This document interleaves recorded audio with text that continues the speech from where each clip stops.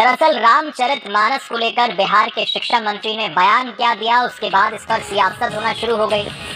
और अब खबर मिल रही है जबलपुर से। रामचरितमानस को लेकर एक रिटायर्ड अधिकारी हैं, नाम है अजय तिवारी, दावा कर रहे हैं कि उनके पास एक प्राचीन रामचरितमानस की प्रति मौजूद है और उस प्रति में वो चौपाई का जिक्र है जिस पर विवाद हो रहा है, अर्थ का अनर्थ किया जा रहा है।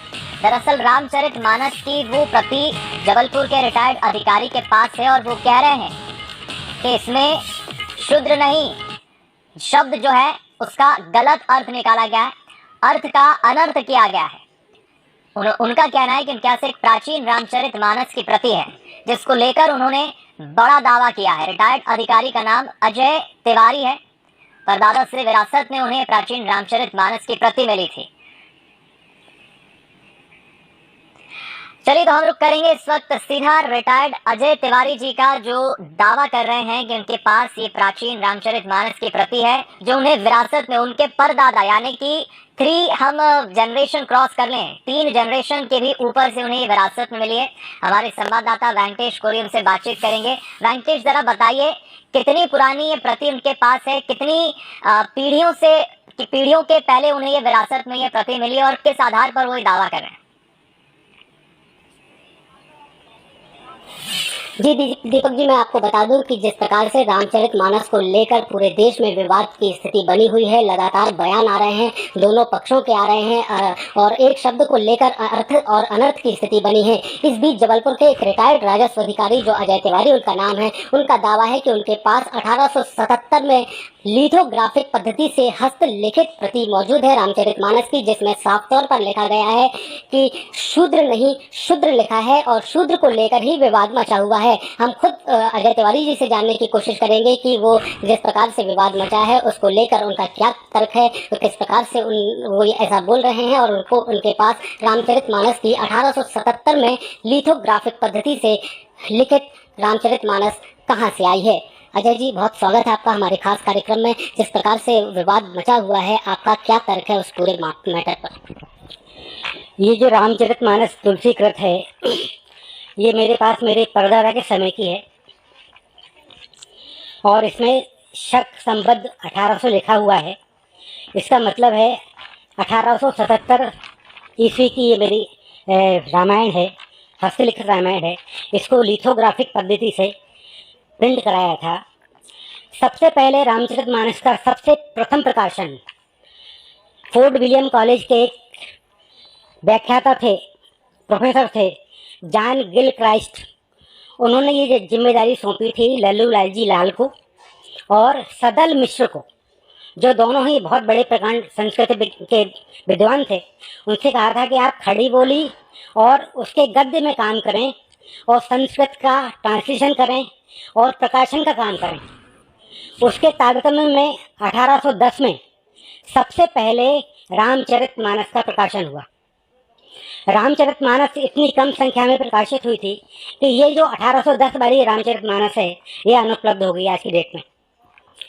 1830 में फिर कलकत्ता की एक कंपनी है एशियोटेक लिथो कंपनी, इसने हिंदी एंड हिंदुस्तानी सिलेक्शंस नाम की एक बुक लिखी और इस बुक में उस सुंदरकांड का पूरा पाठ लिखा हुआ है और उस सुंदरकांड के पाठ में भी ढोल गंवार क्षुद्र पशु नारी का उल्लेख है।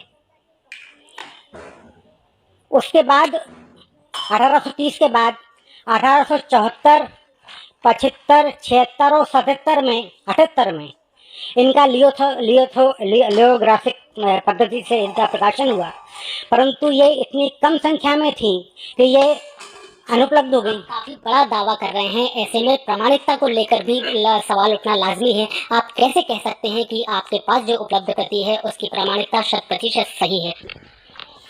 पहली बात तो इसमें जो ईस्वी लिखा हुआ है। दूसरी बात, पटना में एक बहुत बड़ा मंदिर है, महावीर मंदिर ट्रस्ट। उनके सचिव हैं किशोर कुणाल, जो रिटायर्ड IPS हैं। वो इस संबंध में काम कर रहे हैं और उन्होंने अभी कुछ दिन पहले ही रामचरितमानस के सुंदरकांड का इसी लियोग्राफिक पद्धति का प्रकाशन कराया है और वो मूल बर्तनी में प्रकाशन कराया है। और उन्होंने इस प्रकाशन का जो सुंदरकांड है उसके मेन पृष्ठ पे लिखा हुआ है, सबसे मेन पृष्ठ पे लिखा हुआ है ढोल गमार क्षुद्र पशु नारी। उन्होंने ना राम का चित्र जरूर दिया है, पर जो चौपाई है उसमें क्षुद्र शब्द लिखा हुआ है। मेरे पास 1974 की दूसरी रामायण की कॉपी है जो ऑनलाइन उपलब्ध है। ये उपलब्ध कहाँ पर है या नहीं है ये मैं नहीं जानता। इसमें ढोल गंवार क्षुद्र पशु नारी यहाँ पे लिखा हुआ है, यहाँ पर लिखा हुआ है, और जो मेरे पास उपलब्ध है उसमें यहाँ पे लिखा हुआ है। ये दोनों कापी ही लिथोग्राफिक पद्धति से लिखी गई हैं। 4 मई 74 और ये शके 1870। ऐसे में आप चूंकि दावा काफी बड़ा हो रहा है और देश के केंद्र बिंदु में इस समय रामचरितमानस और वो विवादित चौपाई वेंकटेश आप जरा अपने कैमरामैन सहयोगी को कहें जूम करके वो शब्द बताएं, जो प्रति ये बता रहे हैं वो जूम करके शब्द बताएं। तिवारी जी, हम जानना चाहेंगे आपके जरिए कि उसमें कहाँ मेंशन है, कहाँ लिखा हुआ है शूद्र और शूद्र को उसको दिखाने के।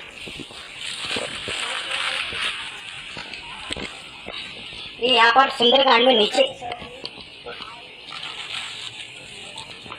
यहाँ पर लिखा हुआ है ढोल गंवार क्षुद्र पशु नारी ये सब ताड़न के अधिकारी। ठीक, तुलसीदास जी ने जहाँ शूद्र का उपयोग करना था इस रामचरितमानस में, वहाँ 1-2 जगह शूद्र का उपयोग किया है, पर जहाँ शूद्र का उपयोग करना था वहाँ क्षुद्र ही किया गया है। ऐसे शूद्र अगर देखा जाए तो कितनी बार मेंशन किया, जिक्र किया गया है इसी पुस्तक में, इस बुक में, इस ग्रंथ में 1 या 2 बार शूद्र का उपयोग किया गया है और ये प्रथम बार क्षुद्र का उपयोग किया गया है। ऐसे में ये भी सवाल उठता है कि अगर सर्वमान्यता की बात करें, स्वीकार्यता की बात करें, तो इसको स्वीकार्यता के लिए धर्म संसद में कभी रखने की बात आती है तो क्या इसके लिए आप राजी हैं? बिल्कुल बिल्कुल मैं राजी हूँ। मैं तो चाहता हूँ कि जो प्रिंटिंग मिस्टेक है इसको ठीक कर ली जाए। अभी तक 1932 में गीता प्रेस गोरखपुर की स्थापना हुई। उसके बाद सर्वप्रथम गीता प्रेस गोरखपुर से रामचरितमानस का प्रकाशन हुआ 39 में, और 39 से लेके अभी तक कुल मिला के 4 करोड़ रामचरितमानस का प्रकाशन हो चुका है। और इन 4 करोड़ रामचरितमानस में सभी में शूद्र ही लिखा गया है, जबकि उसको होना चाहिए था क्षुद्र। क्षुद्र का मतलब है ओछी मानसिकता का। दोनों के अर्थ जानना चाहेंगे आपके माध्यम से, शूद्र और शूद्र का।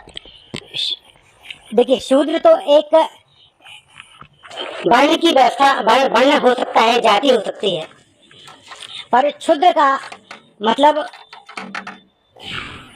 जातिवाचक संज्ञा से है।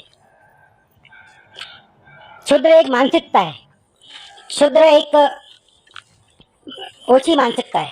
जी, प्रकार से विवाद हुआ, इसको लेकर आप क्या कहेंगे? क्योंकि जिसमें आपके पास दावा कर रहे हैं कि 1877 की मूल प्रति है ये और विवाद किया जाए। चलिए वेंकटेश, आप बातचीत जारी रखें और उनसे ये भी कहें कि हमें मतलब का विवाद है, राष्ट्रीय स्तर पर जो विवाद चल रहा है उनसे हम जरूर चर्चा करेंगे। हमारे दर्शकों को बता दें, कोई गफलत ना हो। देखिए, इन दिनों रामचरितमानस को लेकर जिस शुद्ध शब्द को लेकर असहमति के स्वर मुखर हो रहे हैं, इस पर ये पूर्व बंसल न्यूज पर अभी जो रिटायर्ड अधिकारी अजय तिवारी जुड़े, वो ये प्रति दिखा रहे हैं और वो कह रहे हैं कि असल में वो शूद्र नहीं, वो अक्षुद्र है, शूद्र शब्द नहीं है। देखिए, आपको हम दिखाते हैं। जो प्रति अजय तिवारी रिटायर्ड अधिकारी हैं, जबलपुर के रहने वाले हैं, 1877 की प्रति बताए रहे और उन्हें उनके विरासत में परदादा से मिली है अपनी रामचरितमानस की, जो लगभग अब ना के बराबर है। इकलौती हम कह सकते हैं, एक्सक्लूसिव और इकलौती ये प्रति है रामचरितमानस की जबलपुर के रिटायर्ड अधिकारी के पास। और देखिए, आपको हाईलाइट करके बताते हैं, ये रामचरितमानस की, देखिए आप, जिस शब्द को लेकर या हम कहें जो विवाद इन दिनों जिस चौपाई को लेकर हो रहा है, रामचरितमानस में तुलसीदास ने जो चौपाई लिखी है उसके एक शब्द को लेकर हो रहा है, उस पर वो अपना दावा कर रहे हैं और वो ये कह रहे हैं कि असल में उस शब्द का अनर्थ किया गया है। जैसे हम कहते हैं अर्थ का अनर्थ होना, ठीक उसी तरह वो इशारा कर रहे हैं कि अर्थ का अनर्थ किया गया है। तो देखिए आप, ये प्रति की वो पंक्ति नजर आ रही है, हाईलाइट किया है हमने दर्शकों के लिए ताकि आपको समझ आएगा। आखिरी की लाइन पढ़िए आप, आखिरी की पंक्ति पढ़िए, ढोल गवार क्षुद्र पशु नारी। और इसी शब्द को, तीसरे शब्द को लेकर ही विवाद चल रहा है, असहमति के हम कहें विवाद के असहमति के सुर इन दिनों देश भर में सुनाई दे रहे हैं।